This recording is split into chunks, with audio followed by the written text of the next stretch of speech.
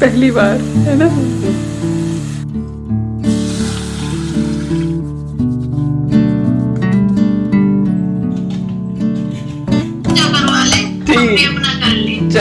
Bye. के देव पितरों को सबको, पापा जी, चाचा जी, जितने भी आ दो सबके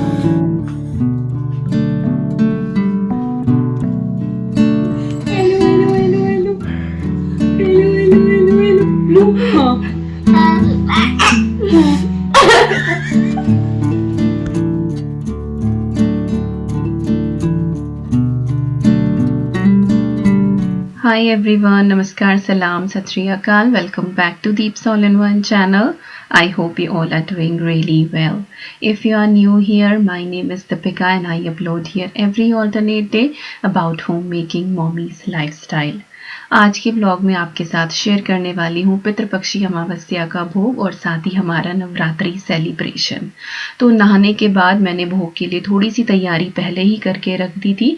इसके बाद दिया बाती किया है और फिर से आ गई हूँ किचन में यहाँ पर भोग की तैयारी करने। वैसे तो श्राद्ध जो भी होते हैं वो मेरी मदर इन लॉ गाँव में करती हैं, क्योंकि बहुत सारे रिचुअल होते हैं जो फॉलो करने होते हैं, गाय को खिलाना पड़ता है, तो वो मैं यहाँ नहीं कर पाती हूँ।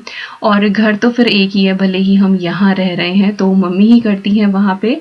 लेकिन जो ये पितृपक्षी अमावस्या होती है, इस दिन मैं अच्छे से खाना बना के पितरों को विदा करती हूँ, क्योंकि हम कहीं भी रहें देव पितर एक बार आके हमें देख के ज़रूर जाते हैं कि हमारे बच्चे कैसा कर रहे हैं। तो बस थोड़ी बहुत तैयारियाँ पहले से हो गई थी, जैसे दाल चावल भिगो दिया था और चावल उबाल दिए थे मैंने खीर के लिए। दूध थोड़ा सा गर्म करके मैंने उसके अंदर केसर डाल दिया था ताकि केसरी खीर बन सके। आलू बॉईल करके रख दिए थे। तो इस तरह की थोड़ी थोड़ी तैयारी मैंने पहले से कर ली थी और बस अब मैं खाना बनाना यहाँ पे शुरू करूँगी। और जो भी चीज़ें मुझे चाहिए वो सबसे पहले मैं काउंटर टॉप पे रख लूँगी, तो इससे आप फटाफट काम कर सकते हैं। लास्ट ईयर तो मैं कर नहीं पाई थी क्योंकि मैं हॉस्पिटल में थी और चतुर्दशी जो श्राद्ध की होती है उस दिन very early morning 2 AM Avni हुई थी, तो तब तो मैं कुछ नहीं कर पाई थी लास्ट ईयर। और नवरात्रि के सेकेंड डे हम अवनी को लेकर घर आए थे।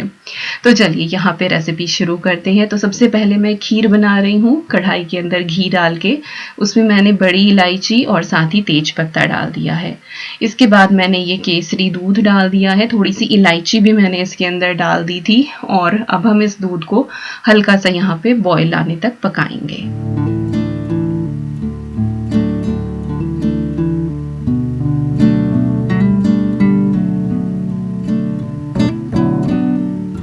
और जब केसर और इलायची आप पहले से दूध में डाल देते हैं ना और उसको थोड़ी देर रखा रहने देते हैं, तो फ्लेवर और कलर दोनों ही बहुत अच्छे आते हैं। तो मैं खीर के लिए ऑलमोस्ट ऐसा करके रखती हूँ। और फिर जैसे ही दूध में यहाँ बॉयल आने को हुआ है, इसके अंदर मैंने उबले हुए चावल डाल दिए हैं। चावल अगर आप पहले से उबाल लें तो आपका जो वो कुकिंग प्रोसेस है ना खीर को पकाने का, वो थोड़ा सा कम हो जाता है। अदरवाइज अगर आप कच्चे चावल डालते हैं तो फिर आपको वही है कि 1 घंटे तक खीर को पकाना पड़ता है। हालांकि टेस्ट बहुत अच्छा आता है उसमें, बट ये भी उसी के आसपास की ही बनती है क्योंकि चावल के अंदर मांड सारी चीज़ें रहती हैं। बस ये है कि ये थोड़ा सा इजी प्रोसेस हो जाता है। बाकी कच्चे चावल वाली जो खीर है वो भी मैंने शेयर की हुई है, मैं कोशिश करूंगी कि लिंक डाल दूं डिस्क्रिप्शन बॉक्स में। तो बस चावल डाल के मैंने हिला दिया है खीर को और उसको सिम पे करके छोड़ दिया है। और जब तक मेरा सारा खाना बनेगा तब तक खीर पकती रहेगी। इधर मैं यहाँ पे दाल की तैयारी कर लेती हूँ। हमारे यहाँ पर दाल चावल जरूर बनते हैं इस दिन। तो मैंने थोड़ा सा ऑयल डाल के प्रेशर कुकर में उसमें हींग जीरा ऐड कर दिया है। जैसे ही जीरा क्रैकल हुआ है उसके बाद मैंने इसके अंदर हल्दी पाउडर और थोड़ा सा रेड चिली पाउडर ऐड कर दिया है। थोड़ा सा मैंने यहाँ पे धनिया पाउडर डाल दिया है। बिना लहसुन प्याज का जो है वो आज का खाना बनने वाला है। इसको हल्का सा ही यहाँ पे भूना है और इसके बाद मैं इसके अंदर टमाटर की प्योरे ऐड कर दूंगी। टमाटर और हरी मिर्ची इसके अंदर है और थोड़ा सा अदरक है। और बस इस मसाले को हम यहाँ पे अच्छे से भून लेंगे। तो जब तक ये मसाला पक रहा है उधर मैंने जो है वो खीर को भी एक बार चला दिया। और अगर लगे कि थोड़ी बहुत गुठली आ रही है तो उसको आप चमचे से अच्छे से मैश कर दें। हालांकि एकदम से जैसे ही वो दूध के अंदर चावल जाता है ना तो वो अपने आप ही घुल जाता है। इधर टमाटर हमारे अच्छे से पक गए हैं और इसके अंदर मैंने दाल डाल दी है। माश की दाल है ये, उड़द की दाल धुली हुई जो होती है, और लगभग यहाँ पे ये 2 चमचे दाल दी और इसके अंदर मैंने 1.5 कप पानी डाला है। सॉल्ट डाल दिया है टेस्ट के हिसाब से, बट पानी का जो अंदाज़ा होता है वो प्रेशर कुकर के हिसाब से होता है और पर्सनल प्रेफरेंस के हिसाब से कि आपको किस तरह की दाल जो है वो अच्छी लगती है, थोड़ी पतली या थिक व्हाटएवर, तो आप उस हिसाब से पानी ऐड करें। और बस प्रेशर कुकर की लिड लगा दी है, 2-3 मिनट में दाल जो है वो हो जाएगी क्योंकि वो आधे घंटे से सोख थी। इसके बाद यहाँ पे हम आलू का झोल बना के तैयार करते हैं जो बहुत ईजी है और ये हलवाई स्टाइल रेसिपी है। हलवाई जो है वो शादियों में इस तरह की सब्जी बनाते हैं। तो कढ़ाई के अंदर मैंने थोड़ा सा ऑयल डाल के उसके अंदर जीरा डाल दिया है और जीरा जैसे ही इसके अंदर भुनेगा हम इसमें ऐड कर देंगे बेसन। तो यहाँ पे मैंने 2 टेबलस्पून भर के बेसन डाला है। इस बेसन को हम बिल्कुल मंद मंद आंच पे हल्का सा भून लेंगे। बिल्कुल डार्क नहीं करना है इसको, लेकिन इसका जो रॉ फ्लेवर है वो निकल जाए। आप पहले से ड्राई रोस्ट करके भी बेसन रख सकते हैं और उसको बाद में भी ऐड कर सकते हैं, बट मुझे लगता है कि इस तरह से जब मैं बनाती हूँ तो सब्जी का जो टेस्ट है वो बहुत ज़्यादा अच्छा आता है।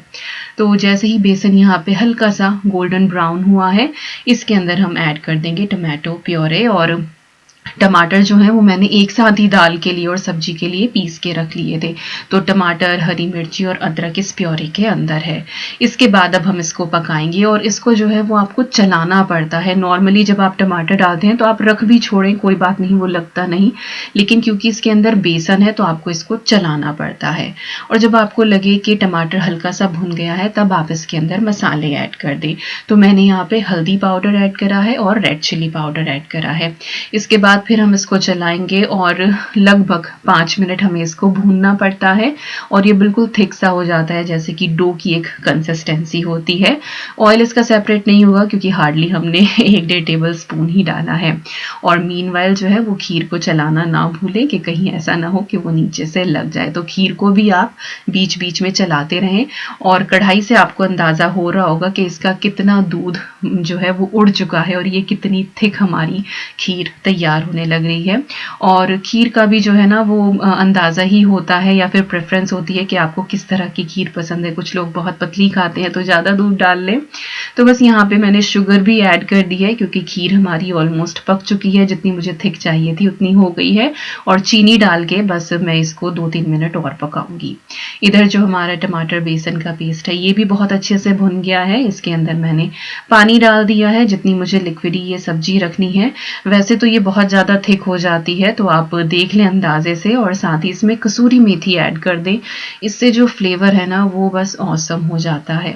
सॉल्ट डाल दिया है मैंने यहाँ पे टेस्ट के हिसाब से और अब इसको अच्छे से हम यहाँ पे मिक्स करेंगे। कई बार ऐसा होता है कि गुठलियाँ पड़ जाती हैं तो लगातार जो है वो थोड़ा चलाते रहे जब तक कि बॉयल ना आए। तो उधर बॉयल आने लग रहा है सब्जी में और यहाँ पे जो राइस हैं इनको मैं कुक होने के लिए रख दूंगी। तो ये भी ऑलमोस्ट आधे घंटे से ही भीगे रखे हैं। बासमती राइस हैं, कोहिनूर एक्स्ट्रा लॉन्ग ग्रेन हम यूज़ करते हैं। और केटल में मैंने पानी बॉयल कर लिया था, वो मैंने राइस में डाल दिया है। तो इससे कुकिंग प्रोसेस आपका जल्दी हो जाता है अगर आप उबला हुआ पानी साथ रखें तो खीर जो है हमारी वो ऑलमोस्ट डन है। सब्जी में उबाल आने लग रहा है, चावल उबलने लग रहे हैं, दाल हमारी डन हो चुकी है और उधर मैंने डो भी रेडी होने के लिए रख दिया है। स्टैंड मिक्सर में हाउसवर्ड ब्रांड का है, बहुत से लोग पूछते हैं। मेरे अमेजोन स्टोर फ्रंट पे इसका लिंक है, आप डिस्क्रिप्शन बॉक्स में लिंक चेक कर सकते हैं। और बस यहाँ पे मैं बूंदी लेकर आई हूँ क्योंकि रायता भी ज़रूर बनता है और इसको मैं भिगो के रख दूंगी और गर्म पानी में डाल दूंगी ताकि बूंदी जो है वो जल्दी से सोख हो जाए।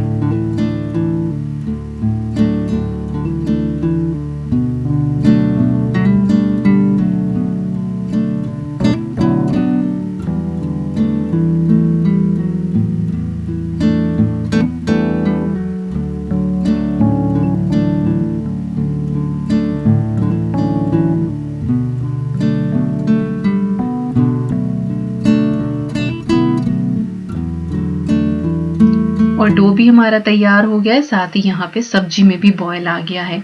इसके बाद हम इसमें ऐड कर देंगे उबले हुए आलू और आलूओं को कट नहीं करना है, हाथों से तोड़ना है जैसे कि फुड़वा आलू की सब्जी बनाते हैं बिल्कुल उसी तरीके से। लेकिन इसको आलू का झोल बोला जाता है क्योंकि बेसन इसमें एक्स्ट्रा होता है और इसका टेस्ट बहुत अलग होता है फुड़वा आलू की सब्जी से। साथ ही मैंने थोड़े से मटर डाल दिए हैं, इससे थोड़ा सा सब्जी सुंदर भी लगती है और टेस्ट भी एनहेंस हो जाता है। हालांकि आलू के झोल में मटर नहीं पड़ती है, लेकिन अगेन हर चीज़ जो है वो घर परिवार के हिसाब से एडजस्ट की जाती है, क्योंकि साहब को इसके अंदर मटर पसंद है।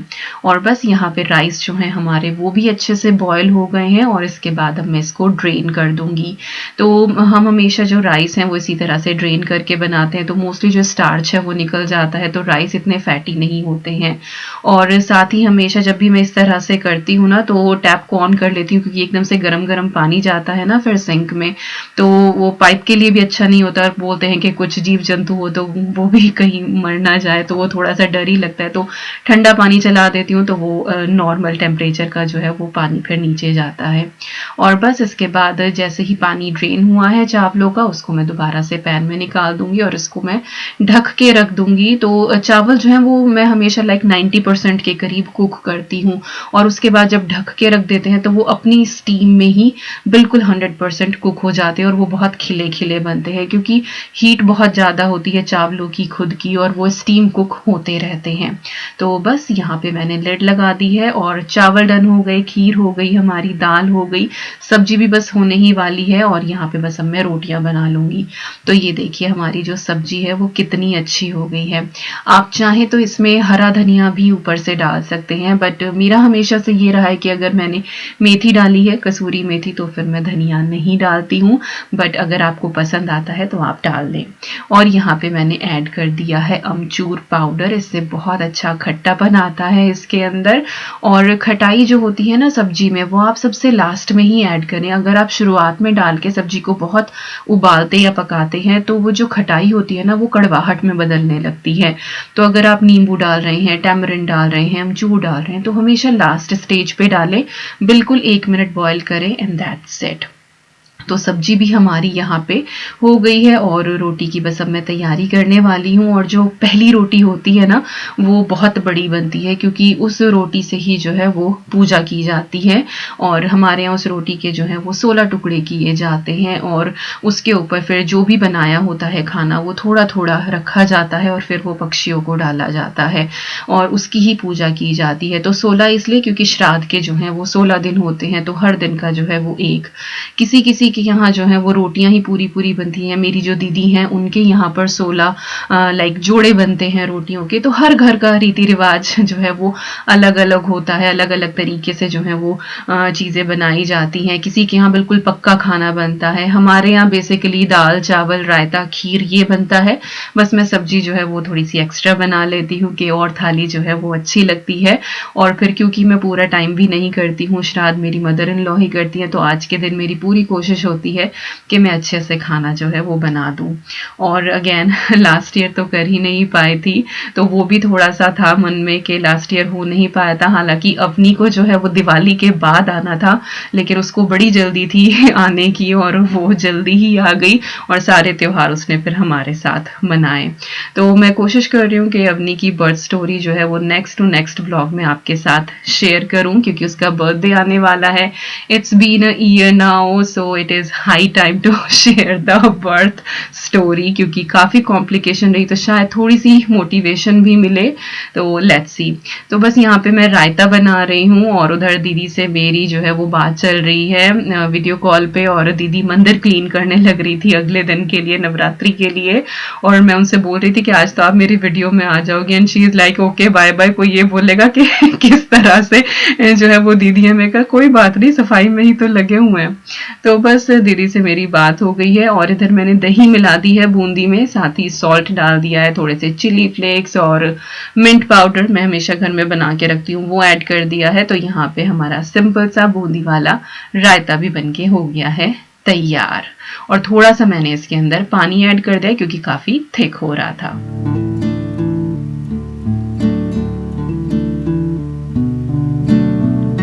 और मुझे जो है वो ईवी को सुलाना ही था और मैं फटाफट काम में लगी हुई थी, बट इतनी ही देर में देखिए अदवी ने ईवी को सुला भी दिया और शी वॉज सो हैप्पी कि आज मैंने ईवी को सुलाया है।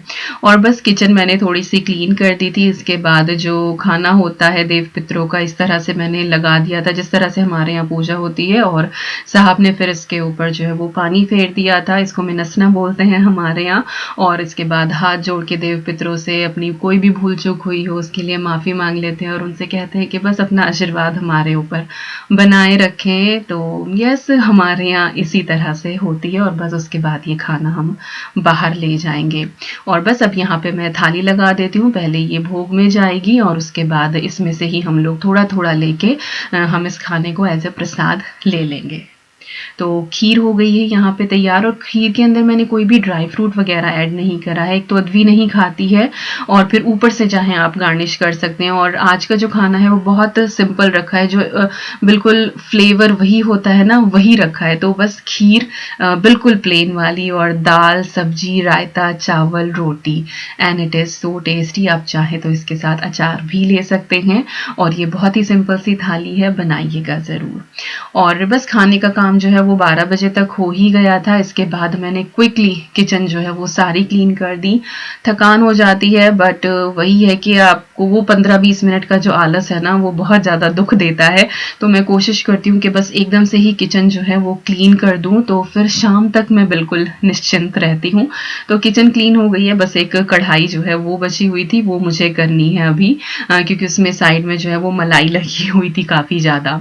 और मौसम जो है वो बाहर का बहुत अच्छा है। आज बादल छाए हुए हैं और ठंड की शुरुआत तो खैर हो ही गई है। और इसके बाद ईवी जो है अभी इवनिंग नैप ले रही है, और शाम में ही मैं रिकॉर्ड कर रही हूँ। और आज शाम को मुझे खाना सच नहीं बनाना है, क्योंकि दोपहर में काफ़ी बन गया, वही बचा हुआ है, बस मुझे फुलके ही उतारने हैं। तो बस मैं यहाँ पे कपड़ों में प्रेस करने लगी हूँ, और काफ़ी सारे कपड़े इकट्ठे हो रहे थे। और फिर नवरात्रि में पूजा पाठ इतना ज़्यादा होता है, इतना टाइम लग जाता है, तो एक्स्ट्रा काम हो नहीं पाता है। तो जितने भी कपड़े रखे हुए हैं वो सारे के सारे मैं आयरन करके रख दूंगी, क्योंकि आज टाइम भी है। और बस इसके बाद जो है मैं आपसे मिलूंगी सुबह मेरी नवरात्रि की तैयारी के साथ। हालांकि आपको इसी व्लॉग में देखने को मिलेगा, बट मेरे लिए वो नेक्स्ट डे होगा।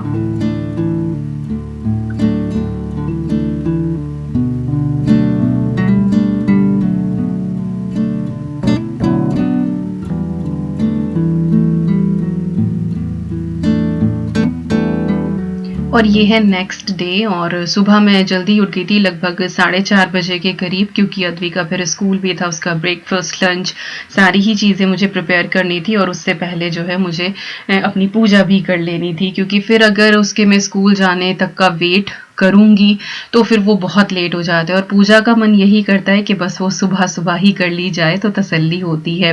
हालांकि अपनी के ऊपर बहुत डिपेंड करता है, कई बार वो सपोर्ट करती है, कई बार नहीं करती है। तो कलश स्थापना की तैयारी कर रही हूँ यहाँ पे मैं, और कलश के ऊपर मैंने स्वस्तिक बना लिया है, साथ ही पानी डाल दिया है, और इसके अंदर मैं थोड़ा सा गंगा जल डाल दूंगी, तो ये हमारा गंगा जल बन जाएगा। और मेरे पूजा पाठ का जो प्रोसेस होता है वो मैं पूरा शेयर नहीं करती हूँ, क्योंकि हर किसी का अपना तरीका होता है, हर किसी की अपनी श्रद्धा होती है, हर किसी का भगवान के साथ एक अपना कनेक्शन होता है। तो अपना तरीका बता के मैं आपके मन में वहम नहीं डालना चाहती कि अरे दीपिका ऐसा करती है, हम तो ऐसा नहीं करते। और ना ही सच बोलूं तो ये मुझे औरों का जानना है, ताकि मेरे अंदर वहम आए कि अरे उन्होंने ये बताया बट मैं तो ऐसे करती हूँ। सो आई फील कि ये एक अपना श्रद्धा भाव वाला एक काम होता है, जो सब अपने हिसाब से करते हैं, अपने भगवान से सब भूल चूक की माफ़ी मांग लेते हैं, और बस आपके अंदर एक सेटिस्फेक्शन होना चाहिए। तो बस यहाँ पे कलश जो है वो मैंने बना दिया है, और जो नारियल है उनको मैंने जो चुनरी है मेरे पास उसमें लपेट दिया है। चुनरी इसी बार है मेरे पास, और इससे पहले मैं कलावा ही रख देती थी। और यहाँ पे अखंड ज्योत की जो बाती है वो मैंने कलावे से बनाई है, और 9 दिन के हिसाब से मैंने हाथों पे 9 लपेटे लगा लिए थे, ताकि एक दिन में जो है वो जितनी लगती है, और उसको मैंने डबल कर करके यहाँ पे मैंने दिए के अंदर डाल दिया है। और हमेशा बाती जो है मैं शुरुआत से डालती हूँ और पूरा फिर अंदर तक खींचती हूँ, ऐसा नहीं कि नीचे से ऊपर की तरफ लाती हूँ, क्योंकि दिया जो है वो अंदर जाता हुआ होना चाहिए। I hope I could explain. और एक ये ट्वीज़र होता है, ये मैं रखती हूँ हमेशा, क्योंकि अखंड जोत जलेगी और बाती को ऊपर करना होता है, तो ये मैं मंदिर के लिए ही रखती हूँ। तो जैसे बाती जलते जलते ऊपर फूल आ जाता है ना, तो आप इस तरह से बाती को ऊपर कर सकते हैं। और साथ में जो है वो एक दिया मैं और रखती हूँ कि कभी ऐसा लग रहा है कि बाती जो है वो ऊपर से कट करनी है, तो थोड़ा सा डर लगता है कि कहीं ऐसा ना हो कि दिया बुझ ना जाए, तो मैं उसी जोत से दूसरा दिया उस टाइम जला लेती हूँ और तब मैं बाती को सेट करती हूँ। तो इन केस अगर अखंड जोत वाले दिए की जोत जाती भी है तो वो जोत ऑलरेडी दूसरे दिए में जल रही है और फिर मैं उसी से जोत ले लेती हूँ। और बस कलश मैंने स्थापित कर दिया, थोड़े से चावल मैंने नीचे रख दिए थे और यहाँ पे मैंने अखंड जोत को भी लगा दिया है। और माता रानी के सामने मैंने फ्रूट्स रख दिए हैं, पुष्प रख दिए हैं और अपने हिसाब से मैं मुझसे जितना हो पाया मैंने श्रद्धा भाव के साथ नवरात्रि की शुरुआत करी है। पाठ जो होते हैं मेरे, जिस दिन मुझे टाइम मिल जाता है सुबह, उस दिन मैं सुबह कर लेती हूँ। Like first Navratri I always prefer कि मैं सुबह को ही अपने पाठ कर लूँ। नवरात्रि कथा होती है, पर्टिकुलर डे की एक कथा होती है, दुर्गा चालीसा होती है, दुर्गा स्तुति होती है, उसके बाद आरतियाँ होती हैं, तो वो सब मैं सुबह ही कर लेती हूँ। लेकिन जो बाकी के नवरात्र के दिन होते हैं वो डिपेंड करता है कि अवनी मुझे कितना टाइम दे रही है। अगर मुझे सुबह को पाठ करने का टाइम नहीं मिलता है तो फिर मैं शाम को कर लेती हूँ, सुबह को दुर्गा स्तुति और आरती कर लेती हूँ। तो वही बच्चों के साथ जो है वो एडजस्ट करना ही होता है। तो पूजा मेरी हो गई है और इसके बाद मैंने अद्वी के लिए उसका लंच बॉक्स प्रिपेयर कर दिया। सिंपल सी चीज़ टोस्टी बनाई है, एप्पल और मफिन, साथ में एक्टिमल और वाटर बॉटल। ये अद्वी का मैंने आज दे दिया है लंच बॉक्स। और अभी ये शाम की लाइक दोपहर की क्लिप है और साहब का भी फास्ट है आज मेरे साथ। मैं पूरा दिन कुछ नहीं लेती हूँ, लेकिन साहब को जो है वो माइग्रेन की प्रॉब्लम है और अगर सर्टेन इंटरवल के बाद वो ना कुछ खाएं तो फिर उनका हेडेक ट्रिगर होने लगता है। तो यहाँ पे मैं उनके लिए स्वीट पोटैटोज़ की फ्राइज़ बना रही हूँ। तो नॉर्मली जो स्वीट पोटैटो होता है उसको पील करके और लेंथ वाइज मैंने कट कर लिया था और एयर फ्रायर में डाल दिया था। तो ये बहुत ही अच्छी रोस्टेड सी काइंड ऑफ ज़ीरो ऑयल आपकी बन के तैयार होती हैं। थोड़ा बहुत चाहे तो ऑयल स्प्रे इसके ऊपर आप कर सकते हैं। तो मैंने ऑयल स्प्रे निकाला था बट ये वैसे ही बहुत अच्छे से हो रही थी। और हल्का सा सॉल्ट और ब्लैक पेपर आप इसके ऊपर डाल दें। तो अगर आप फास्ट में जो है वो स्नैक्स लेते हैं दिन में तो ये एक हेल्दी ऑप्शन है, you can try it out. और आप चाहे तो नॉर्मल आलू का भी बना सकते हैं। आलू अगर फ्राइड हो तो हाँ वो ज़्यादा फैटी हो जाता है, लेकिन अगर बेक्ड है वो या रोस्टेड है तो आलू नुकसान नहीं करता है। तो यहाँ पे हमारी स्वीट पोटैटो फ्राइज़ या फिर मैं बोलूँ हमारी जो वेजेस थी वो तैयार हो गई हैं। और अब है ये रात की क्लिप और मैं आपको अखंड जोत जो है वो बार बार दिखा रही हूँ ताकि आप भी आरती ले सकें और जो कुछ भी आपके मन में इच्छा हो आप भगवान से मांग सकें। तो बस अभी मैं घी ही चेक कर रही थी, तो मैं लाइक 24 घंटे में 3 बार ही पूरा दिया जो है वो रिफिल करती हूँ। और यहाँ पे अद्वी जो है वो अपना होमवर्क कर रही है और बहुत झुक के करती है तो उसको बीच बीच में टोकना पड़ता है कि सीधे हो जाओ। और इसी वजह से मैं अद्वी को जो है उसके रूम में होमवर्क करने नहीं देती हूँ, क्योंकि यहाँ तो मैं उसको टोकती भी रहती हूँ। और ईवी रानी और ईवी के पापा हैं किचन में, क्योंकि यहाँ पे तैयारी चल रही है अब रात के खाने की। तो अब इस टाइम पे मैं कुछ ना कुछ लेती हूँ। और हमारे यहाँ पर अन्न नहीं खाया जाता है पूरी नवरात्रि में, जो भी फास्ट करते हैं। तो कुछ भी जो कुट्टू का या सामक का इस तरह की चीज़ें बनाई जाती हैं। और यहाँ पे ये धनिया सीड्स रखे हुए हैं, होल गरम मसाला रखा हुआ है जो मुझे आज पीसने थे बट मुझे आज बिल्कुल भी टाइम नहीं मिला, तो इसीलिए बस ये रह गए। तो इनको मैंने बाहर ही रखा है कि कल सुबह उठ के सबसे पहले मैं यही काम करूं। और आज क्या बनने वाला है, मैंने इस तरह से आलू जो है वो लेंथ वाइज बारीक बारीक काइंड ऑफ जैसे बिल्कुल स्मॉल फ्राइज होती है ना वो कट कर ली है। धनिया है ढेर सारा, हरी मिर्चें हैं और यहाँ पे है जुकीनी कोजेत और इसको भी मैंने यहाँ पर ग्रेट कर लिया है, थोड़ा सा मोटा ग्रेट किया है। इसके अलावा जो है मेरे पास है कुट्टू का आटा, और ये मैं इंडिया से लेकर आई थी और मैंने आपको दिखाया भी था। और कुट्टू का आटा जो है उसको इंग्लिश में बकवीट फ्लावर बोलते हैं, और यहाँ पे ये हॉलैंड एंड बैरेट पे मिलता है। बट मैं इंडिया जाती हूँ तो मैं वहां से ले ही आती हूँ, खत्म हो जाता है, नहीं इंडिया जाना होता है तो फिर हॉलैंड एंड बैरेट से ले आती हूँ। और जब भी मैं दिखाती हूँ तो लोग पूछते हैं कि कुट्टू का आटा क्या होता है, और मैं हर बार बताती हूँ बकवीट फ्लावर, और साथ में सॉल्ट एंड पेपर। तो इनकी जो है वो आज पकौड़ियाँ बनने वाली हैं, क्योंकि अगर साहब का फास्ट है तो फिर कुट्टू की पकौड़ियाँ बनना मस्ट है। उनको ये बहुत पसंद आती हैं और वो अच्छे से पेट भर के खाते हैं। तो बस सारी चीज़ें आपको एक बोल में डाल के मिला लेनी है। आटे का कोई अंदाज़ा नहीं है, बस अच्छे से कोट हो जाए जैसे कि बेसन की पकौड़ियाँ बनाते हैं, और सॉल्ट एंड पेपर डाल लें। और हरा धनिया मैंने ढेर सारा डाला है तो इसीलिए मैं धनिया पाउडर नहीं डाल रही हूँ। बाकी जो जो चीज़ें आपके यहाँ खाते हैं आप वो डाल लें। और जुकीनी कोर्जेट डालने से बस फ़ायदा ये होता है कि थोड़ा सा हेल्दियर हो जाता है, आलू की क्वांटिटी कम रहती है और टेस्ट भी जो है वो अच्छा आ जाता है। तो बस सारी चीज़ें मैंने मिक्स करके उसको मैरिनेट होने के लिए रख दिया थोड़ी देर के लिए, और ऑयल गर्म होने रख दिया था। और यहाँ पे ईवी जो है वो थोड़ी सी क्रैंकी हो रही थी, तो बस मैं उसको गोद में लेके यहाँ पे थोड़ा सा पैम्पर करने की कोशिश कर ही रही थी।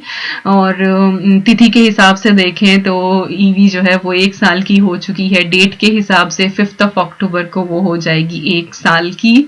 और इस बार दशहरे वाले दिन उसका बर्थडे पड़ रहा है, तो एक साथ डबल सेलिब्रेशन होने वाला है घर में।